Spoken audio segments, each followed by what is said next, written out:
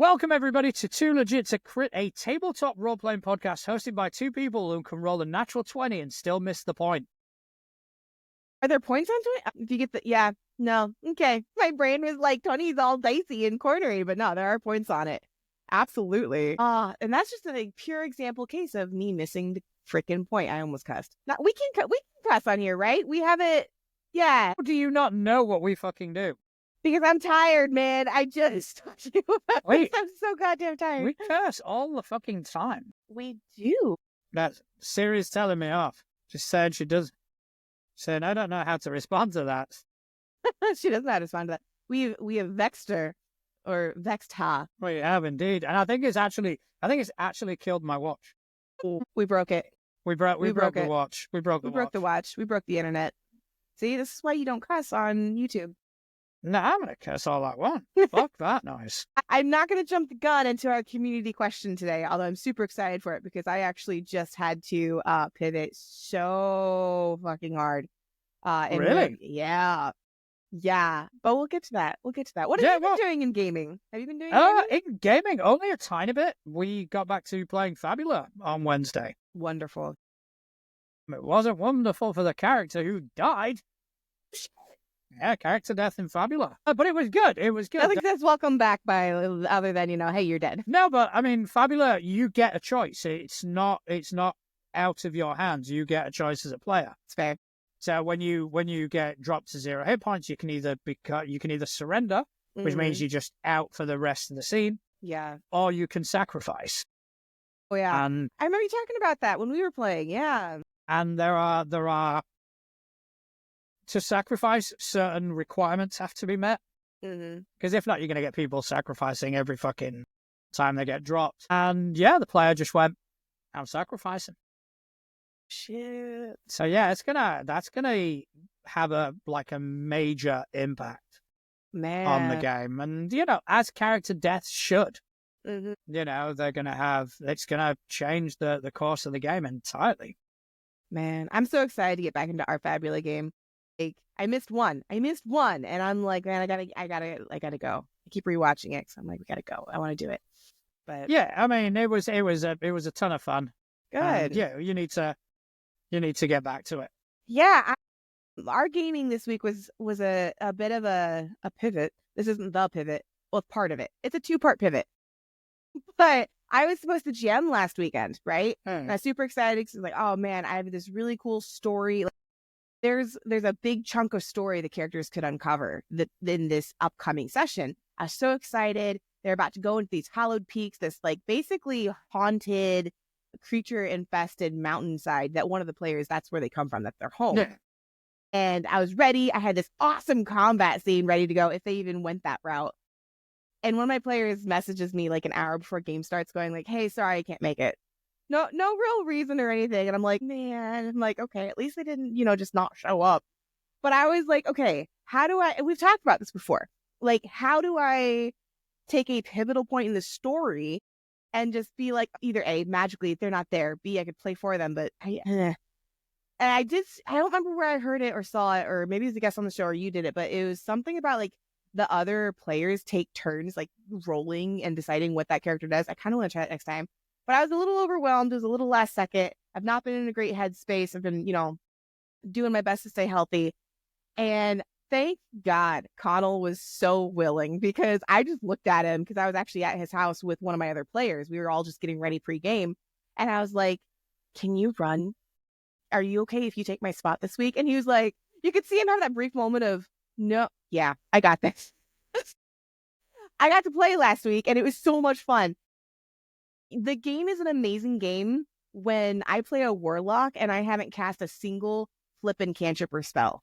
Like, that is the game I'm playing so far in Connell's game. It's so much fun. But tonight I GM, whether the player bails or not, we are going up that mountain and I will pivot. You got this.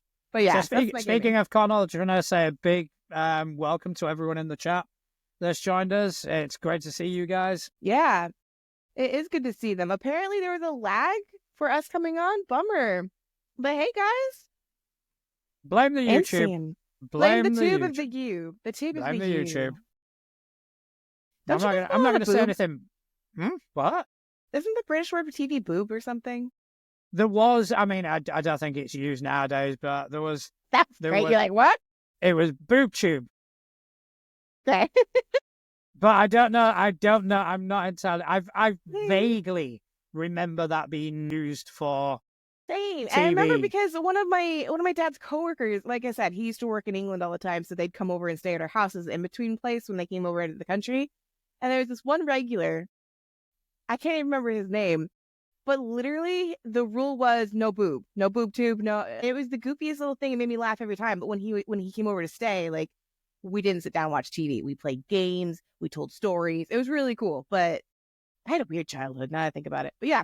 No TV. No, I mean, that's fair enough. I'm actually looking up on Urban Dictionary right now. There we go. So yeah, it is a slang term for television. Apparently, it was it's according to Urban Dictionary, as fucking reliable as that is, right? Apparently, it's American slang. Really? Yeah. I wonder if he said it thinking like, you know how every American thinks y'all say govna everywhere? I wonder if that was one of those things where he said he thought it was like a normal slang thing I would understand, because he's the only person I've ever heard say it. I mean, technically, I really can't count for this poll because I'm not English, but I have never said governor in my entire life. Most English people I've talked to don't. Like, they make fun of it. They're like, why do you all think we say governor? And Stephen is just put in the chat, right, bruv? Yeah, I don't say that either because I'm a 42-year-old man. The only time I say bro is when I'm trying to either A, get under people's skin, or B, I'm being comical on purpose. I'm like, what the hell, bro? I always get like, did you just say that? I'm like, yeah, but I got your attention. I do it to wind up younger people. Man. I do it to annoy them. It's like, so is this a Riz? And they just fucking lose it. And it's like, so is this Peg or is it Leng? Yes. Yeah. Pulling on the strings of young people's nerves is fantastic. I support it. Yeah, I mean, we shouldn't exasperate our young ones, but at the same time, I also enjoy exasperating my old ones. My entire existence is to exasperate people in general. I don't give a shit what age you are. You're gonna get exasperated by me at some point. Here's the thing: don't start. Like, if someone starts with me, I'll finish it. Like, people like to like poke the bear and like, you know, hey Atlas. I'm like, okay, then we're going 100%. I don't give a shit who starts it. My goodness, I just enjoy it. It gives me pleasure. I mean, case in point, in the fucking Traveler's Chalice this past week. Oh man, to be honest, I don't know what happened to my phone. I don't know if I was doing a lot of mountains and hills and things this weekend, but I don't know if I didn't have reception. I don't know if like my phone service decided, nah, we're going to just mess with that list. Nothing. I had nothing. And then all of a sudden, bling, I'm like, all these chats and Traveler's Chalice. Like, I left y'all alone for 2 minutes. Like, what did y'all do?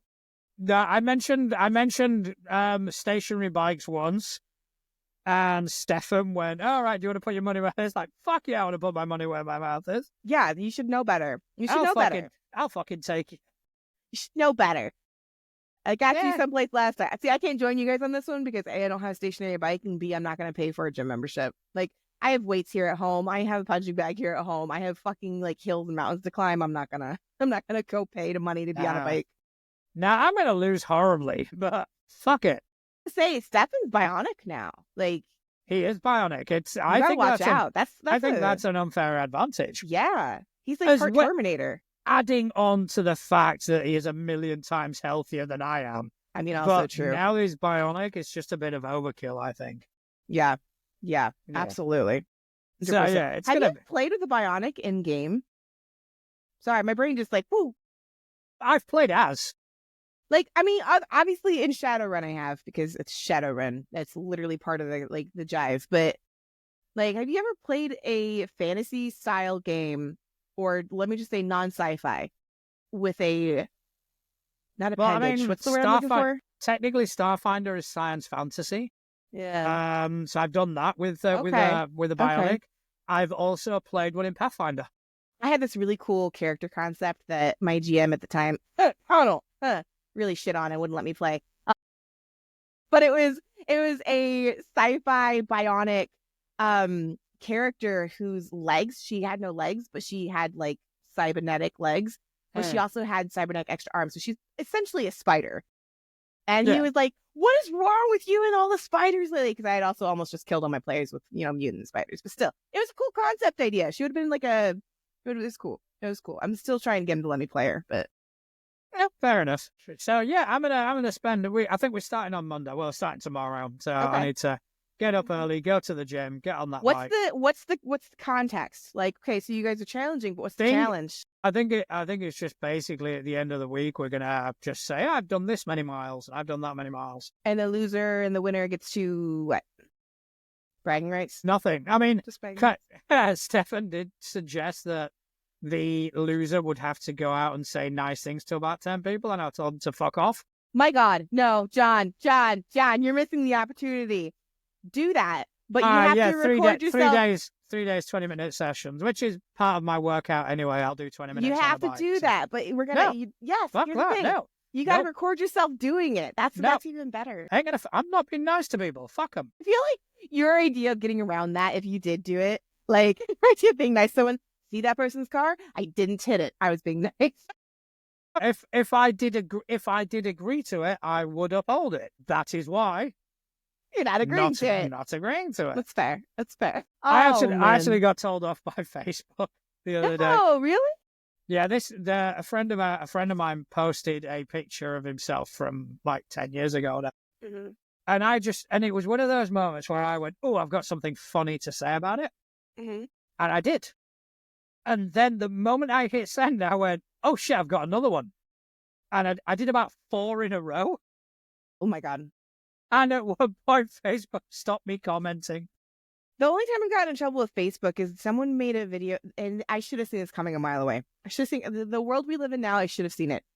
Granted, it's not going to be that way now with Zuck's whole like freedom of speech thing. Not going to go there right now. But someone posted a video of their kid, like toddler age kid, and I was like, oh my God, they're so cute. Like I don't want one of my own, but I would definitely steal it. Which of course got flagged because like, I'm talking about kidnapping someone's kid. I didn't mean it, Facebook, but they're like, this is inappropriate content, blah, blah, blah. It's been flagged review. And I'm like, y'all, come on, y'all. Like, see, I'm normally really good. I can normally say what I want. I just avoid certain pitfalls. And yeah. There was one a couple of weeks back, some racist prick who really got my goat. And so I did a paragraph where I tore him a new one. I was kind of going, this may be push it. And I clicked it and nothing happened to me. Fuck up. British Facebook is a lot more lenient. I like it. I think it's just you avoid the pitfalls. I think that's you just fair. Learn to avoid them. That's fair. Speaking of avoiding pitfalls, I was actually thinking about this in game. Light tangent. And it's not worth like reading comments because I only got a couple because I mentioned it in my Discord. I didn't put it on threads because my brain sometimes doesn't differentiate between apps. It's really great like that. But I was trying to think of it like, we talk about taking breaks in campaigns sometimes about like, I want to do this, And so I asked like people in the Discord channel for the game room. I was like, what do you guys feel about breaks in game? Because I'm having this problem right now where, and some people are for it. Some people are like, oh, it can be really refreshing, especially if it's an emotionally packed game. I think Stefan said that. And some people are like, don't need them. My only thing is like, we have 3 rotating GMs right now. So technically we get a big break between our games. First, it was awesome.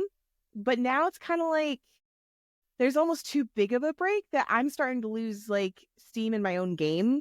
Does that sound weird? Like it's almost like the break has been too nice that now it's like, oh yeah, that game, what was happening in it? Like, I think with a break, you do kind of fall into the lethargy of not doing anything. Right. When you kind of get back to it, it's like, oh, fuck's sake, here we go.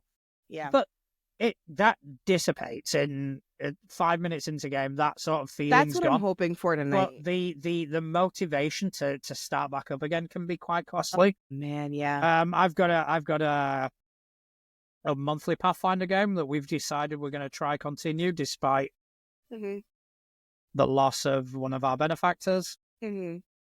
We're going to try continue it and try raise money for him and his family. That's great. I love that. That's fantastic. But that will have now been 2 months when we get back to it. And wow. I'm still struggling to kind of, because we're now moving online because we don't have a venue, as it were. Yeah. it's okay now. I need to get everything up on Foundry. I need to put this work in, which I will, but it's getting sort of motivated to do that. Yeah. I don't think I've run my game since before Christmas. So, and the problem too is that I have had a lot of creative influx. So I haven't had that place where I could put out. I mean, obviously my art, I do my game art all the time, but like my creative influx has peaked, and I have this really freaking cool like gothic horror game I want to run.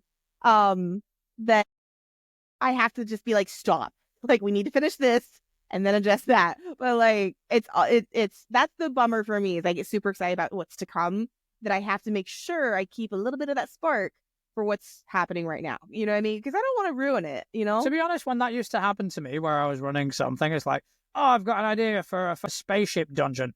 I just put that in my running game. See, and I've heard people say that, and I'm 100% for it. I just don't know how to do that for mine. Like, it's such a drastic, like, I'm talking like, I watched Nosferatu, okay? Trigger warning, don't watch it unless you're super into that stuff. But I loved it, and it was so good, and I'm like, I want to run that, but that is so not, like, my current game is very Tolkien, very old school, and that's why I'm kind of like, how do I fucking twist this? So I might shock my players and do a 180 and have them go on some side quest that's like totally batshit crazy. They visit a town, which is basically a facsimile of Transylvania. Yeah, I mean... And the only thing you need to do is you need to adapt stuff like any technology, any advances in that, you need to kind of rein it back. Yeah. And put it into, how would they do this? That's how fair. would someone in like the Tolkien-esque sort of world do this sort of thing? Like, for example, I don't know what to suggest, but, I don't think there were gas lamps and stuff like that in Tolkien-esque. But so you just kind of use torches or, you just adapt. I mean, I did a whole fucking WWE thing in my fantasy game. And it was like, how can they have TVs? It's like, right, okay. So wizards dotted around the arena performing a spell which transfers to these fucking crystal balls, which acts as like a scrying sort of thing. And I basically adapted technology into its purest form and used that transformation. That's fantastic. I love that. I love that a lot. Yeah, so maybe I will. Do it. Maybe Why I'll not? see. Yeah, because if I'm super pumped about this, maybe I'll try and figure out how to twist it into... Yeah, you find a way to fit. I'll put my nasty Nosferatu gothic fairyland into... And if it doesn't work, you can always pivot. Nice. I see what you did there. There you go. This week, I basically asked people on social media, what is the biggest pivot you've ever done as a GM or a player? We had a fantastic turnout, so we are going to start reading some of them. All right. So, first of all, our very own Bald Beastie. Yeah. Over in our Discord, he wrote that it was my Mystara game. I started the PCs off at 3rd level and ended up at 20th. The campaign was to be just a bunch of dungeon crawl adventures. At least that's what I had in mind, but then they found the town of Threshold, took it over, and then one of the PCs wanted to settle there and get married. They made the town their base. Then they wanted to do more of an economic and political takeover. And in the meantime, the wizard of the group started researching lichdom. In the end, 2.5 years of actual playtime, several years in story, the wizard was the Lich King of the land, and one of the PCs had become a god, taking over the portfolio of another deity. It wasn't what I had expected, but man, it was fun. That is fantastic on so many different levels. That is great. That is really good. And that's a pivot. That's a big pivot. That's like a big pivot. Yeah. And I'm always, whenever I hear someone be like, oh, wizard, like, oh, lich, oh, necromancy, that always makes my like heart all warm and tingly. Because my very, very second TTRPG character ever was a graveyard cleric, which basically ended up being a necromancer, if we're being honest. Yeah. But I loved her. That makes me all tingly and warm inside. So next up, we've got Greg Tezrak, our good friend Tezrak.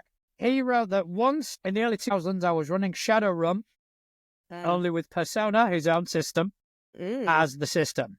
Decided at one point that if I was going to run with my rules, that I should run with my own bespoke Cybertech plus Magic premise. Fair. Introduced into the group in universe as one separate from their own. There was some interest in the transitioning there, but one of the players was so against it, he declared his character was unaliving themselves. Bit fucking dramatic, but anyway. Just a bit? Oh my God. Wound up handing off GMing to one of the other folks in the group to take over. Fuck's sake, that's just like the opposite of Beasties, you know. We had like a really positive, yeah. I mean, what a fucking tantrum. Imp Slayer, what the hell? See,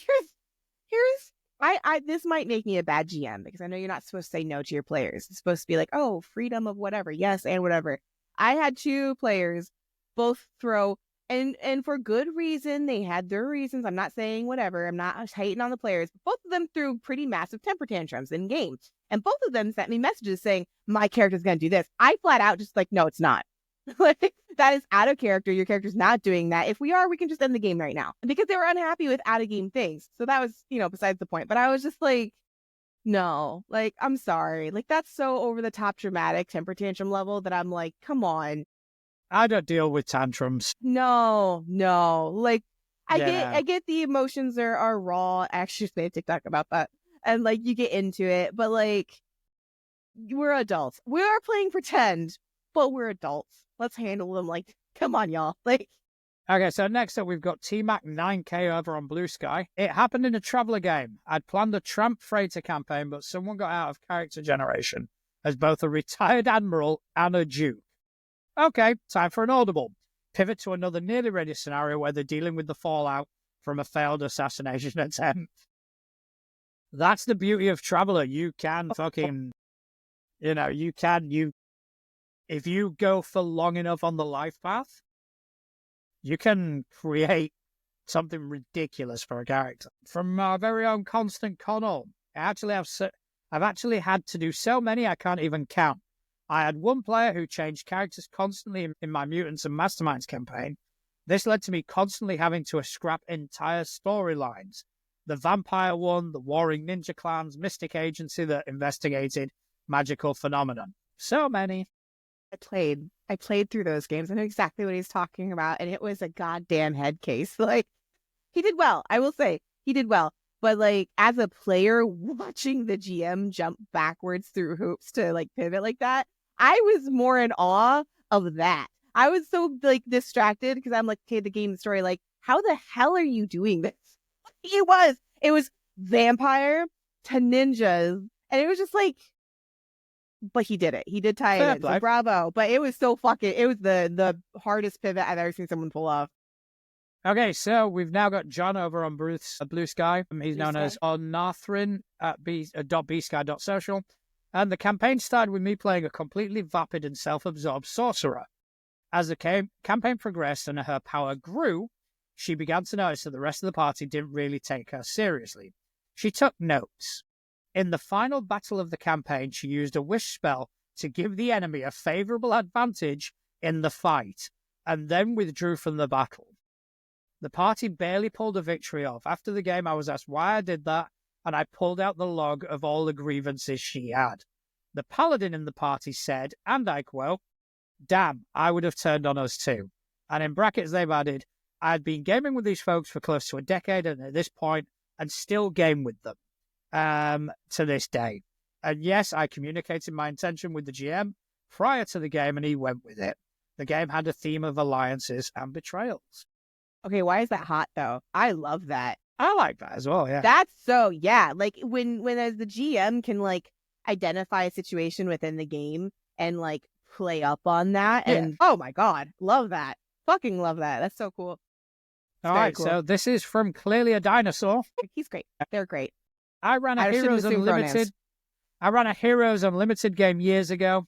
Everyone played supervillains with a shared goal. For some reason, 2 players started antagonizing another player who happened to be the most powerful of the lot. 2 PvP deaths later, and a point was made. Point made. I like that. Yeah, point was made. All right, so how about you? What, other than because you had to pivot this week, have you done that was far less of a pivot and more, but someone help me. As a player or a GM? Either.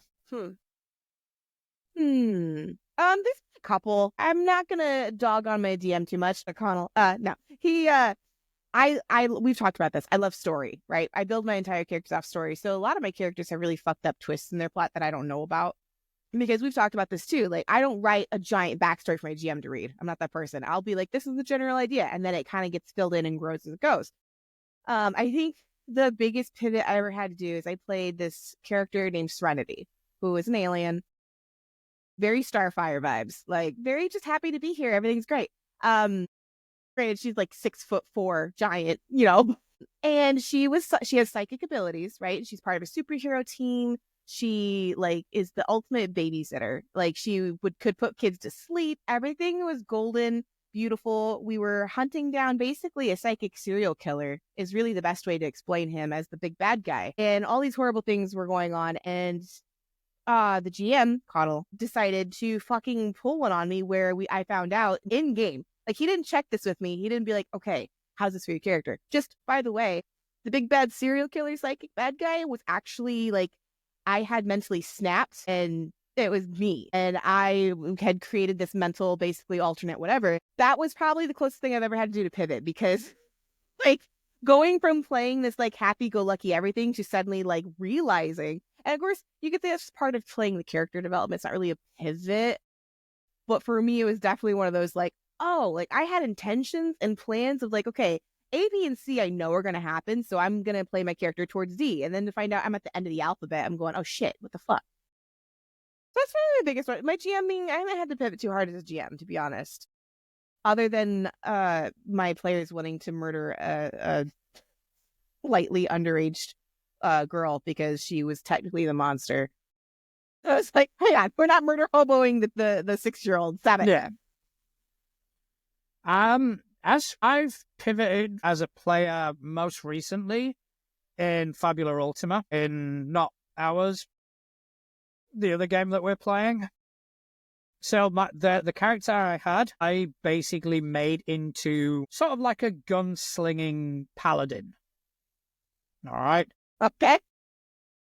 So that's basically, he is essentially a paladin. Mm-hmm. But I created a god. Because Fabula, you input a lot into the world. So I created a god, and I'd even created like a prayer to this god, and Couch took that and basically integrated this god into the story. Now, during the course of the campaign, we were kind of shown that this god may have not always been what was believed of them. So it was, rather than being a deity in the strictest sense, it was a person tens of thousands of years ago. I love that, yeah. Who basically was a very powerful being. And then, like, millennia later, they are considered a god. So we were given a glimpse by the bad guy who kind of wanted to, I'm guessing, shake my character in a way to, okay, this is what your god actually did. And so confronted that with that, my paladin essentially went, well, okay, cool. You have now shown me that my god is fallible. I no longer worship her, but be careful because I am no longer bound by her rules. Yeah. You've opened my eyes, and you're gonna fucking regret that you did that. Mm-hmm. So basically, I took that sort of worship, and he exists in spite of this person. Love that. That was a big pivot. In as a GM, pivoted so many fucking times. It's just part of GMing is like being able to pivot. If you prep something and players go a different way, and okay, so I need to now do this. I need to go this way. And, that is par for the course. And the other one I can really, like, the biggest one was my homebrew campaign, how that started. Mm-hmm. We essentially played a Pathfinder module to try out second edition. I hadn't really given it an honest go as a GM. And everybody enjoyed it. Everybody had fun. So it's like, right, okay, let's carry the story on. And that was a major pivot because it was meant to be, okay, we'll play this and then we'll see how we feel. Right. And afterwards, it's like, okay, let's get these characters and let's carry on the story. And I ended up getting a 3-year-long campaign out of it, which I really loved. That's fantastic. I think the most recent pivot for me, because the Monster one was that was years ago. That was Indiana Atlas. But the most recent New York Atlas pivot was probably when my players were supposed to go into town to basically find out why this town hasn't heard from this town in so long. It was a fishing town and a trade town. And they get to the fishing town, and basically it's under military law. And I mistakenly assumed my players were going to tactically approach this because it was overrun. You couldn't just walk into the town and be like, hey, fuck you, let's go. Except that's exactly what my players did. They literally walked right into the middle of town. We're like, how about some bravado? Hey, come face us, assholes. And literally smashed them. They did a phenomenal. But I was, as a GM, it's literal silence. They're like, all right, we approach the center of town and call them out. And I was just sitting there like, what? Okay. Another one has just occurred to me. A friend of ours was running a Warhammer Fantasy role-playing game. Oh, yeah. Mm-hmm. Very grim, very dark, all this. And we, as a group, we were in a city. And for some reason, the guards of this city were after us. I think they'd offered us a deal and we told them to go fuck themselves or something like that. You should. So they were after us, and it got to a point where they kind of cornered us in a square. And I was playing quite a high, not necessarily high charisma character, but, definitely the sort of face of the party. Mm-hmm. So between myself and another 2 other players, we started a revolution. And it was very much the whole Monty Python thing of when they're dragging the guy away from the field. And it's like, look, this is what oppression looks like. And it was basically that. That's what we did. And the GM just kind of went, yeah, all right, you've started a fucking revolution. And that all kicked off and we fucked off. We used it to escape. I'm trying to, that's good. I think, again, I don't know if it counts as a pivot. But I did play a one-shot of Household one time. And I had 3 players, a very small group. And they were meeting up to get a job done.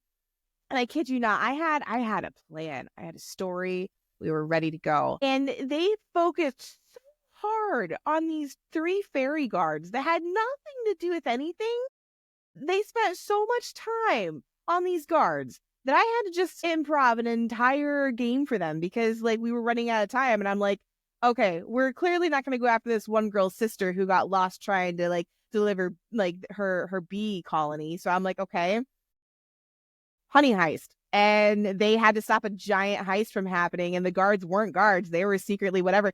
They don't know this, or except now they do. But I bullshit. Absolutely pulled that out of nowhere because they spent so much time. And it was fun. They had fun. I had fun. But it was those things where they met up to get a job and then and they're like, those guards look suspicious. Yeah, I don't trust those guards either. We're going to investigate those guards. So I'm like, okay, yeah, this is the kind of shifty, whatever. But I was trying to imply that they were shifty because they were judging the players, not because they were hiding something. But no, they took that and ran with it. I'm like, okay, I guess we're going to completely. Oh, that's fair. I mean, Connell in chat has added, when my Superman analog went and accused the psychic of mind controlling him to cover up murdering someone. That'll do it. Yeah, I mean, I wonder how that happened in game. I wonder. Yeah. What can I say? Just psychic's not fucking trustworthy. Fuck you. That's why she's in the fucking... Man, I'm not gonna... You've got a psychic and a true hero. The psychic is the true hero. Who are you going to believe? You murder people. You murder people.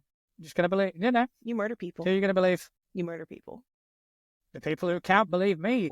Oh, Stefan! I thought you were on my team. What the hell?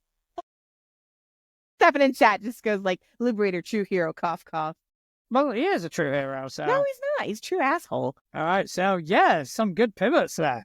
Good pivots. All right. That's our shameless plug, by the way. If you haven't watched our Inmate series, go watch it. Yes, definitely go watch it. We are going to start discussing about when we're getting back to recording. Mm-hmm. I think we're still kind of recovering from the holidays, but also insane 2025 start. I don't know if anyone else is experiencing it, but John and I have had a brutal start to our year. Yep. It's not been easy, but we're getting there. So yeah. We'll get back to recording. We'll get back to pumping out more actual play stuff.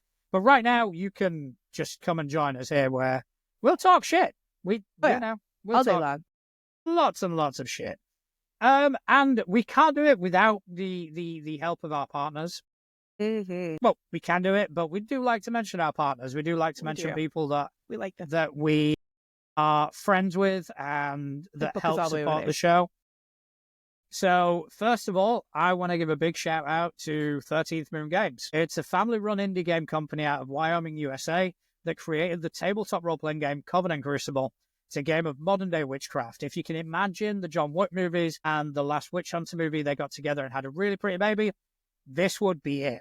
All right, So if you want to learn more, check them out on Instagram or find them at 13th Moon Games or check out their Patreon, where you can even apply to join their monthly Discord game. Good stuff. They also have a Kickstarter coming out in February. Yes, we can't wait for that. We can't wait for the next Kickstarter. I wonder if a certain NPC might make another appearance. We shall see. I don't know. I'm going to try plug. We are shameless here at Two Legit Crit. Hey, Stefan. If you need character development on my NPC, let me know. Love that game. I know we have another partner to talk about, but I really do love that game. We do. I mean, 13. Oh my god, Covenant Crucible is so much fun.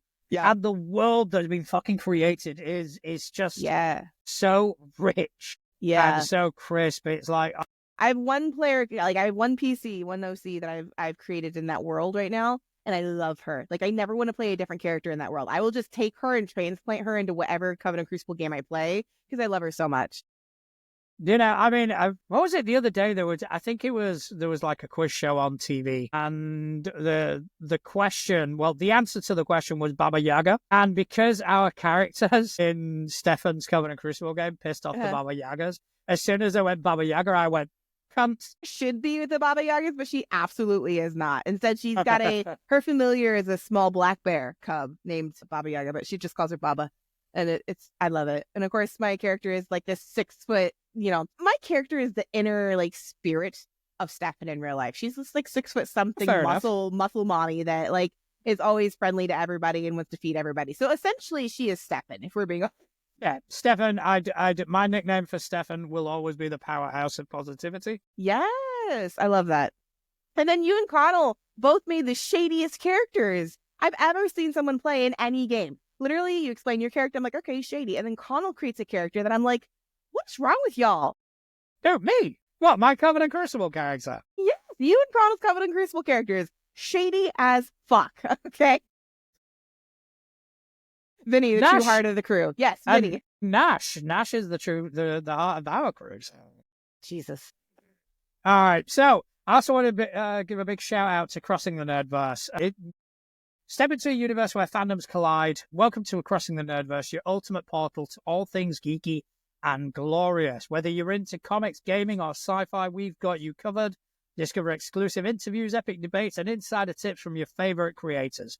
Join the adventure at crossingthenerdverse.com and unleash your inner nerd. Embrace the passion, celebrate the culture. Crossing the Nerdverse, where every fan finds their place. They started recording again for 2025 last week. Their new episode is going to be updated today or tomorrow, I think. Fantastic. So, yeah, I mean, check them out. They're such a good fucking bunch. And if you want to see them interact with us, we've got them on Critting the Nerdverse. Mm-hmm. We've got a series of videos out, and it's just so much fun. They're such a good bunch. Yeah. But lastly, if you want to help us, check out our merch store where you can find t-shirts, hoodies, desk mats, and other items with our logo, Supernatural-inspired waffle-on design, or our Moves Like Atlas design. If you want to support us more directly, head to our Ko-fi page and buy us a coffee, or as a one-time donation, or you can subscribe to our $3 a month tier, which will give you exclusive Discord access to the Traveler's Chalice. That will basically give you say on the direction of the show. Mm-hmm. And that's not hyperbole. That is, I will constantly go out into that chat and kind of go, hey guys, I've had an idea. And people will go, no, that's fucking dumb. Stop doing that. It's like, oh, okay, fair enough. And I'll go on to something else. So everything you see and everything we do, everything we create at some point has been mentioned in the Traveler's Chalice. And the things that people like, they stay. The things that people just kind of go, nah, dude, just stop wasting your fucking time. Yup. That, that gets left by the wayside. The reason we have a new website is because of the Traveler's Chalice. The reason I'm putting out weird meta universe fucking weird. Posts, absolutely weird. I read them, by the way. It's just fucking weird. I find them fucking funny, though. The reason I do it is because I find it fucking funny, and that's the reason I do most of the things I do in life. Yeah. So check it out. If you want to join us, come and join us, and you'll get to meet amazing people there, like the people that are in the chat, Stefan, Connell, Craig. They're all part of the Traveler's Chalice, and we want you to come and join us as well. And you get exclusive access to us as people too, because like we're unfiltered on here, yeah, sure, but like we actually talk on a regular basis over there, just keeping up with everybody. Yeah, and that's it. You become part of the family, as it were. So definitely come check it out, and if you want to try subscribe, if it ain't for you, and then you decide not to, there's no hard feelings. But also, if we talk about subscriptions, another way to help us, if you can't afford to do anything monetarily, tell your friends about us. Go out into the world and just say, hey, these two jackasses talk about tabletop role-playing games and they get fuck all right. Just do that. Subscribe. Hit the subscribe button on YouTube. Anything you can do just absolutely helps.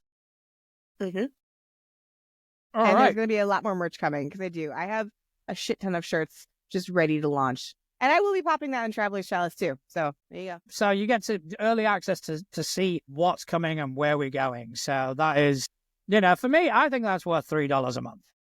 Oh, yeah. All right. So do you have anything you want to talk about today?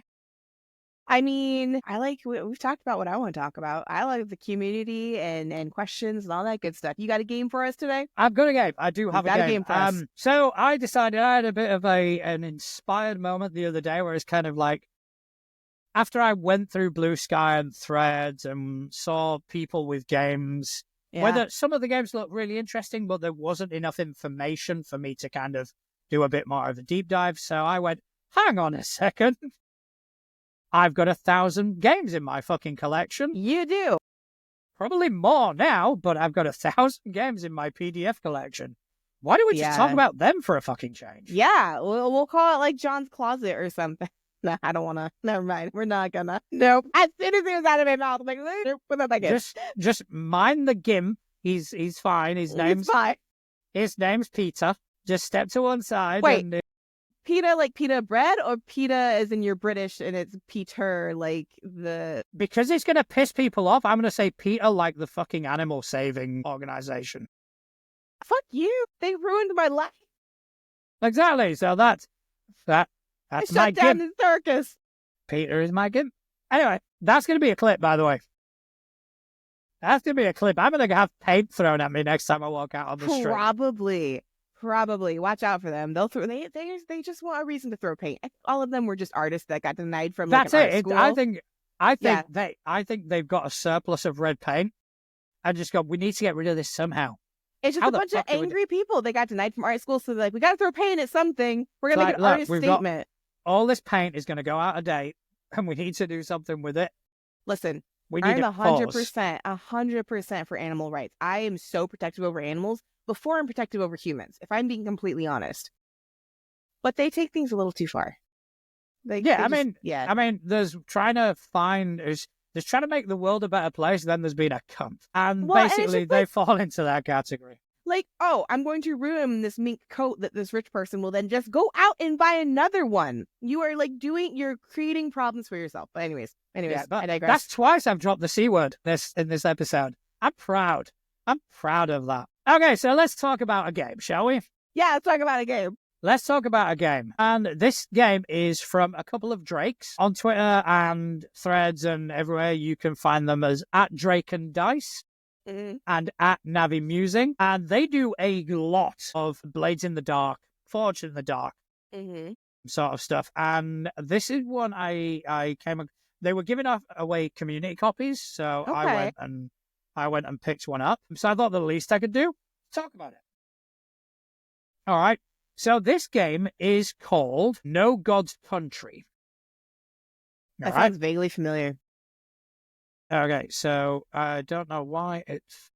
There we go. I need to bring up the... Okay, so No God's Country. It is a Forged in the Dark game. I'm going to see if I can bring it up on the shared screen. Screen's so bright. I'm not entirely sure because they do have a clause in the thing about distributing and all that, and I don't want to break any rules. But I figure I can show at least the cover art, something. The cover art, because I do like the cover art. The cover art's really good. So let's go ahead. That's like the Darkest House. I really want to look at their stuff, but it's like you have to buy the app or the book. There's no in between. I've got the book.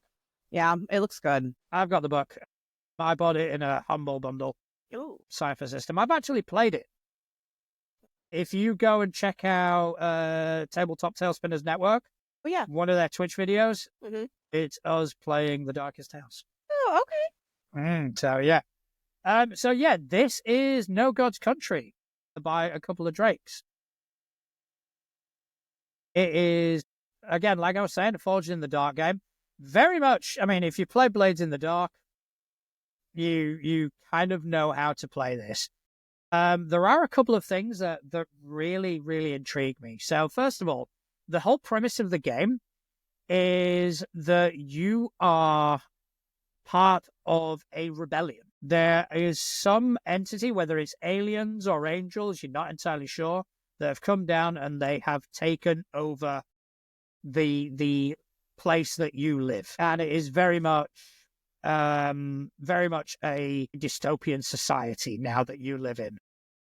Getting slight tingles because, like, you're showing the art and everything. I'm just reading. I just read the 3-paragraph prelude, and I'm like, fuck yes. Like, I'm a sucker for, like, post-apocalyptic dystopian shit, but this looks good. Yeah, so you basically live in a place called the Dominion, which is a walled, enclosed area. Now, they don't give any sort of specifics on that, but that's up to you to kind of create with the players. So the basic rules for Blades in the Dark are there. So you're trading position for effect. You've got position and effect. It's a dice pool. 4, 5s make success. 6 is success. So all Blades in the Dark mechanics are there. However, what this does, which I find quite interesting, is, let me bring up the bookmarks that I've added. So they create different phases of play. So you've got the friction phase. So in this phase, you as a player, you embody the leaders of the friction, which is the rebellion. So you have sort of pseudo character sheets for these leadership roles. And and this leadership decides what the heist is going to be. So once you've done that, then you go into the mission phase where you play a completely different character. So you play a different character, and there are character sheets or playbooks for all different phases. So you've got your leadership playbooks, and the leadership playbooks are, let me just bring that up. Yeah.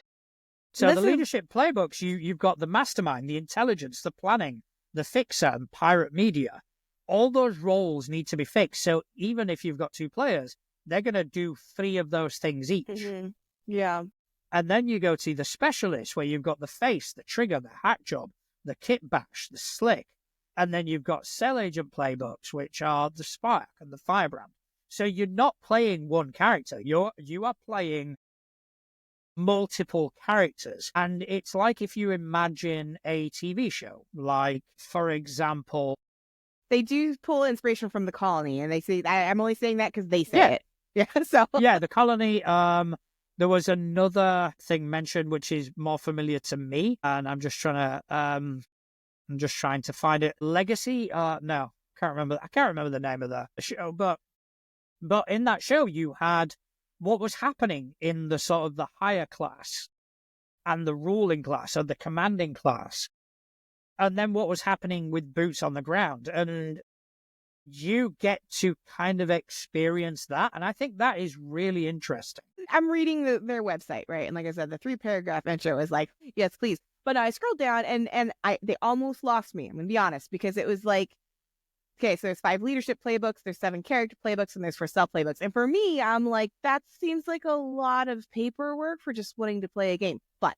But as I'm reading it, and it's basically just breaking down what you just said about like the different roles that the characters play in order to get this done. Kind of dig that. And I dig it because it's very, very Shadowrun, but without the futuristic, because you do, like the face has certain like the face actually goes and collects the job. And then the different like players have different responsibilities outside of game of pulling this all together before you get together for game and then do it. So I kind of like that vibe, and I dig it a lot. I actually really want to play this. This looks really good. It does look really good. And, you know, because I'm thinking of adapting Blades in the Dark to a homebrew campaign, I was looking at that just kind of going, I could use that. This is something that I could use. Obviously, I'd kind of cater it to my setting, but it's like, you know, at some point, have this organization where you've got the movers and the shakers, and you've got the people who call the decisions, and then you've got the underlings or the people that are more action and more boots on the ground. Timelines in games are so fixed most of the time that seeing something that's a little bit more fluid is very interesting. I mean, it lends itself to Blades in the Dark, because Blades in the Dark is very much where you've got your character, but you've got your crew. And the crew is like another shared character. Right, which is kind of cool. So, for example, in like one of the games I ran with Couch and Chris and all that, one of the characters wasn't going to be available for some time. Something happened and he wasn't going to be available. So it's like, okay, I'll just create a new character. It'll be another member of the gang. That is something that I actually really like about Household, as I've been looking into getting that and possibly starting a campaign in that, is that like the campaign, they don't use that word, but the campaign that you run is actually a span of 5 years. So you can play the same character. You can literally intersect, like, oh, that character goes, fucks off, comes back years later, and you can play a different character between that. And then one of the other suggestions they're like, or maybe you do the exact same storyline from the other people's point of view. And I'm like, whoa, like, I love that. I was kind of like, oh, okay, like my brain just went, why haven't I done that before? So I love that. It takes away the sort of linear aspect. And again, because we are talking about a Forged in the Dark game, Blades in the Dark does that really well, where time is fluid in a sense that when you get into action or when you get into resolution, the time, the span of time that takes place is entirely dependent on the GM. Yeah. So, for example, you can kind of go, right, fair enough, give me a dice roll, and that could symbolize the entirety of the mission if you wanted to. Or it could be you divide it or you kind of break it down. And rather than having, okay, so each round is X amount of seconds, it's like, okay, so now we're going to kind of pull back. Yeah. And cover a larger period of time with one dice roll. Whereas now this is action that's happening thick and fast. We're going to zoom in again. And that is a constant flux. It's not something that's specified. It's something that the GM kind of wings, as it were, between the GM and the players. And I find that really fascinating. It really excites me in a game to kind of go, we're going to control the action. We're going to control the pacing. We're going to control all this without being limited to a specific time frame or to a specific viewpoint. And this does that where it's not a viewpoint. It's, okay, so the intelligence, they figure out where the mission's going to happen. The mastermind organizes and I think it's fantastic. I think it's a really good application of the Forged in the Dark rules. I like that. Okay. Very interesting share. I like that. Yeah. Like I said, I started going through my itch.io account and went, this was the first one that came up. I went, fuck it, I'm choosing this one.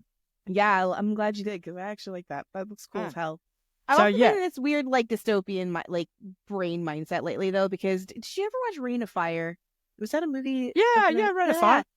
I was thinking about that movie the other day, and I'm like, how is that movie not more hyped? Like, it's so underrated. It's got like the coolest fucking modern fantasy dragon storyline I think I've ever seen done.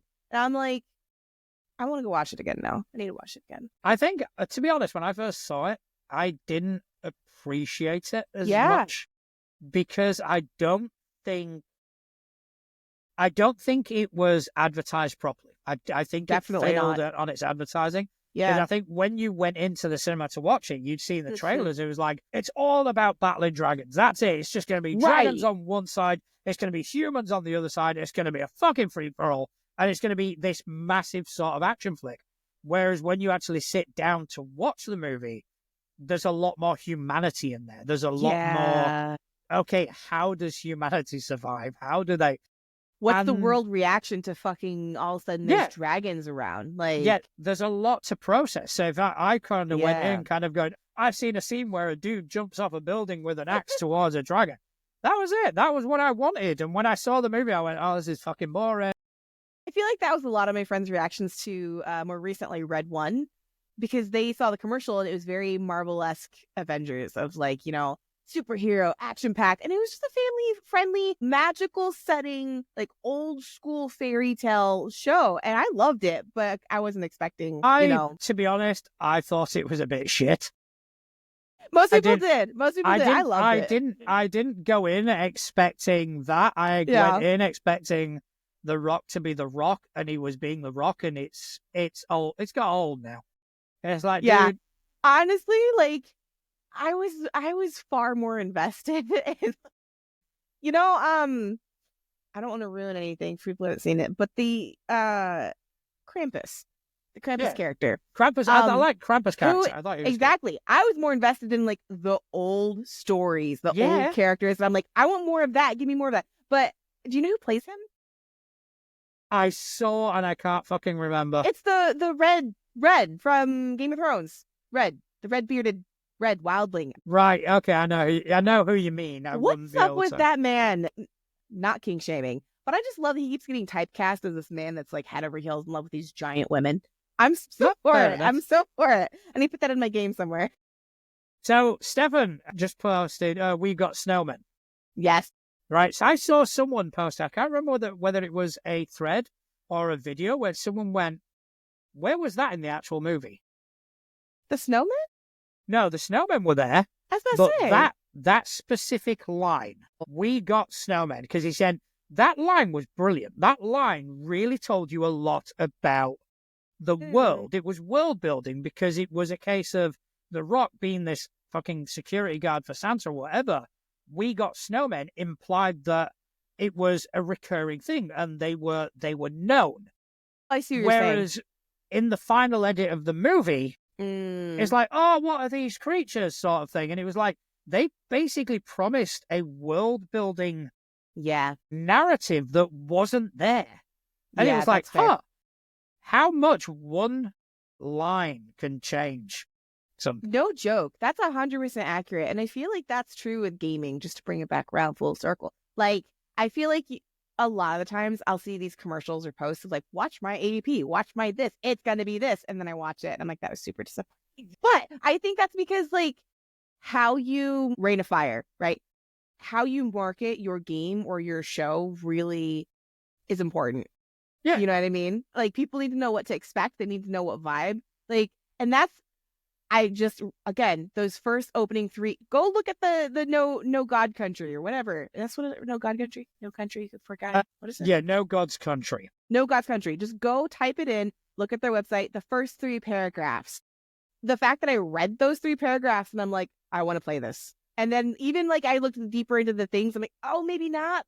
But they pulled me back in. Like, I want to play. I'm just gonna bring up the cover art again because I think it is really fucking good. Because it is so fucking evocative, and it tells you so much about the game. Yeah, without telling you about the game. Yep. It is. Yeah, immediately from that this is rebellion. Yeah. Yep. That's what this. And that's harsh and gritty. It's not, like. Yeah, we're gonna rebel against America. Like, no, like that's. I love it, but the colors are also so vivid. Yeah, I think whoever did that art, I wonder if I can find out who. They must have credits in here somewhere. They have to, somewhere. Maybe if it's in the book or... Yeah, I'm having a look now. But yeah, I can't find it immediately. But yeah, I mean, credit where credit is due. Yep. That is a really good fucking cover. All right.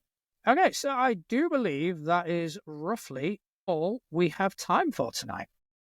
It is. It's flown by. No. It is absolutely flown by. So I want to just say a big thank you to everyone who's joined us in the chat.